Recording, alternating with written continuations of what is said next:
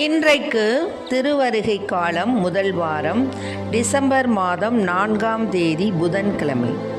இன்று தமஸ்கு நகர் புனித ஜான் அருள் பணியாளர் மறை வல்லுநருடைய நினைவு விழா. இன்று தேவன் நமக்கு தரும் ஜீவநீர் ஊற்றான இறை வார்த்தைகள் புனித மத்தேயு எழுதிய நற்செய்தி 7:15 இறை வார்த்தைகள் 29 37 முடிய. அக்காலத்தில் இயேசு கலிலேயா கடற்கரை வழியாக சென்று அங்கே ஒரு மலையின் மீது ஏறி அமர்ந்தார். அப்பொழுது பெரும் திரளான மக்கள் அவரிடம் வந்தனர். அவர்கள் தங்களோடு கால் ஊனமுற்றோர், பார்வையற்றோர், உடல் ஊனமுற்றோர், பேச்சற்றோர் மற்றும் பிற நோயாளர் பலரையும் அவர் காலடியில் கொண்டு வந்து சேர்த்தனர். அவர்களை அவர் குணமாக்கினார். பேச்சற்றோர் பேசுவதையும், உடல் ஊனமுற்றோர் நலமடைவதையும், பார்வையற்றோர் பார்க்கிறதையும் கண்டு மக்கள் கூட்டத்தினர் வியந்து இஸ்ரேலின் கடவுளை போற்றி புகழ்ந்தனர். இயேசு தம் சீடரை வரவழைத்து, நான் இம்மக்கள் கூட்டத்தின் மீது பரிவு கொள்கிறேன். ஏற்கனவே 3 நாட்களாக இவர்கள் என்னுடன் இருக்கிறார்கள். உண்பதற்கும் இவர்களிடம் எதுவும் இல்லை. இவர்களை பட்டினியாய் அனுப்பிவிடவும் நான் விரும்பவில்லை. அனுப்பினால் வழியில் தளர்ச்சி அடைந்து விடலாம் என்று கூறினார்.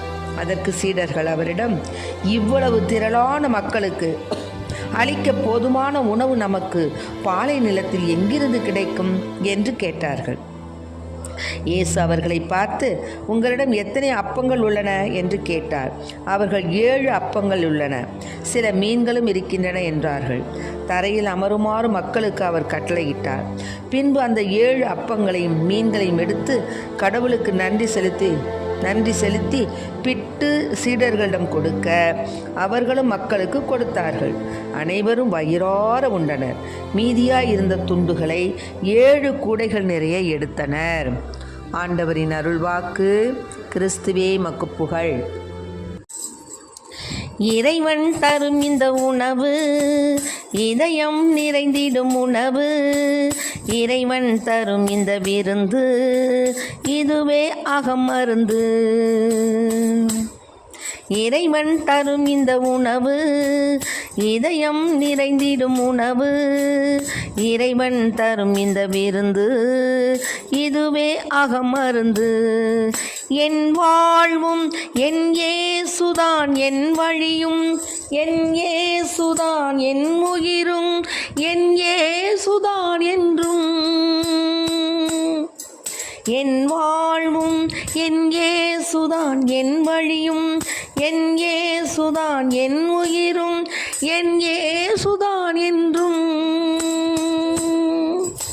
தனிமையில் இருந்தால் கூட உன் உணவே உறவாகும்.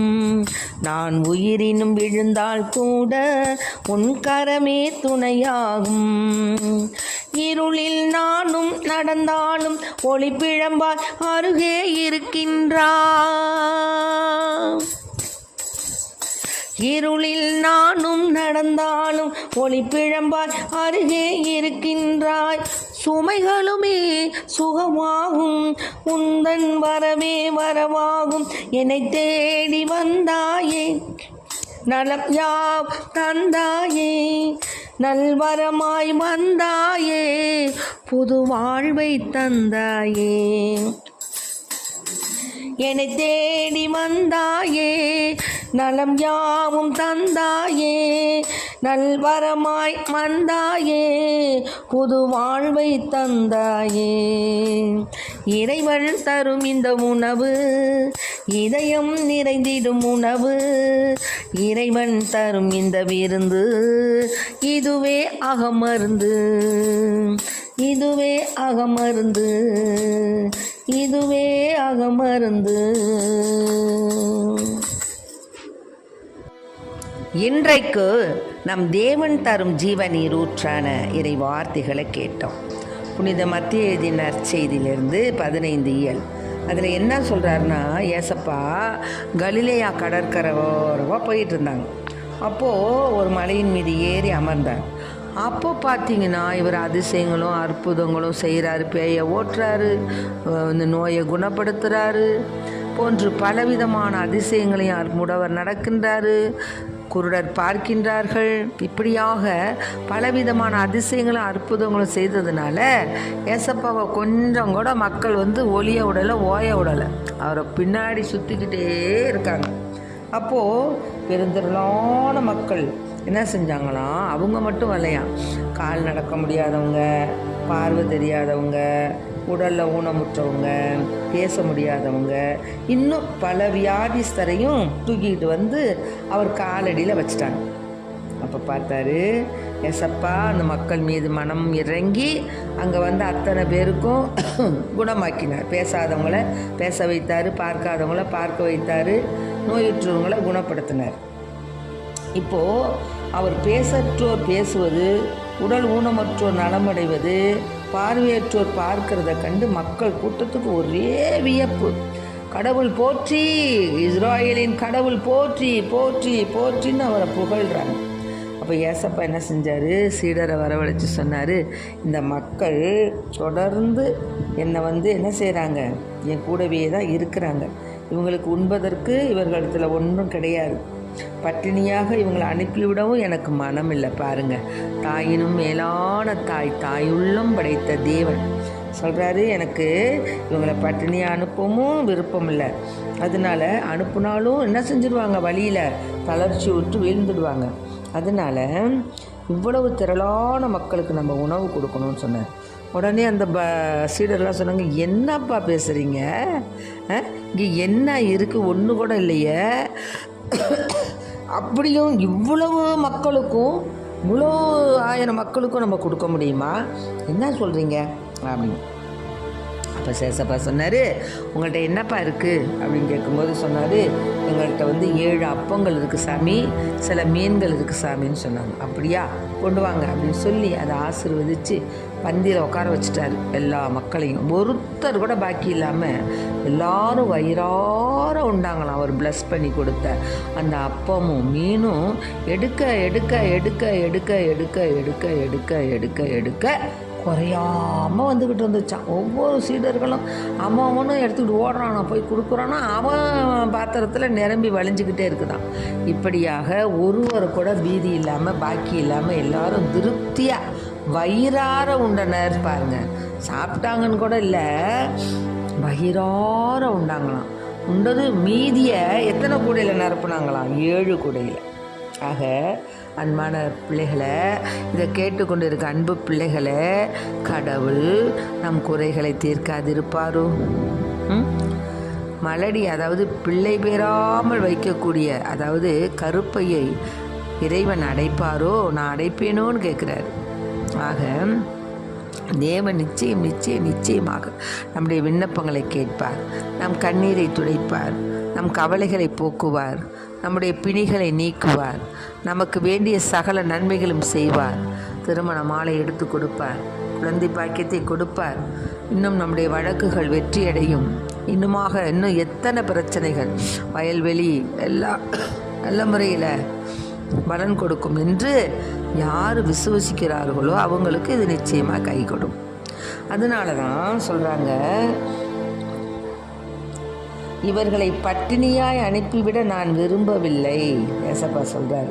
இது இயேசுவினுடைய அந்த தாய் உள்ளம். அந்த தாய் உள்ளத்தினால அவருடைய புனிதமான அவருடைய உள்ளத்தின் ஆழத்திலிருந்து வரக்கூடிய விருப்பம். சும்மா மேலோட்டமாக சொல்லலை, உள்ளொன்று வைத்து புறமொன்று சொல்லலை. தேவன் அப்படியே உள்ளத்தின் ஆழத்திலிருந்து சொல்கிறார். போதுமான உணவு பாலை நிலத்தில் எங்கேருந்து கிடைக்கியா, என்னையா நீங்கள் பேசுகிறீங்க அப்படின்னு இங்கே சீடர்கள் கேட்டாங்க. ஆனால் உங்களிடத்துல எத்தனை அப்பங்கள் இருக்குது, எவ்வளவு மீன் இருக்குது எல்லாம் சொன்னாங்க.